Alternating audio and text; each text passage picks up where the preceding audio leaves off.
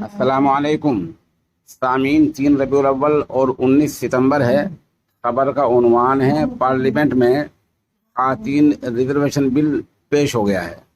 ये बिल क्या है, क्या इसका मतलब है, आप पूरी खबर सुनें। आखिरकार खातीन रिजर्वेशन बिल पार्लियामेंट में आज पेश हो ही गया है और आपको पता ही है कि आज काम हिंदुस्तान की नई पार्लियामेंट में शुरू हुआ है।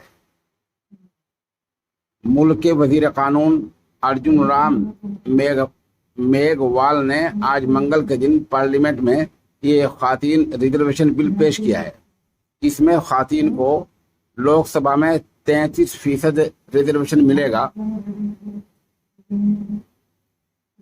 और वजीर कानून अर्जुन राम मेघवाल ने इस बिल को पेश किया है।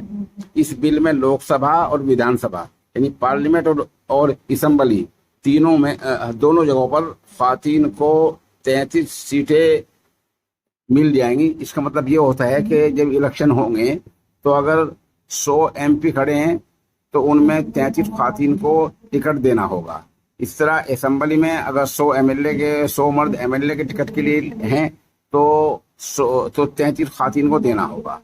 तो इस तरह दिल्ली असेंबली हो, यूपी असेंबली हो, कर्नाटक, हरियाणा, पंजाब, पूरे मुल्क की जो भी असेंबलियां हैं उन तमाम में खातीन को 33% रिजर्वेशन मिल जाएगा।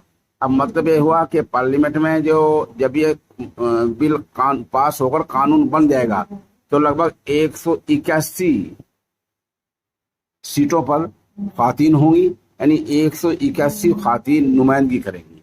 फिलहाल जो इस वक्त है वो 82 खातीन सिर्फ अराकीन हैं। कानून बनने के बाद में और पास होने के बाद में, लागू होने के बाद में ये सीटें 82 सीटें बढ़कर 181 हो जाएंगी।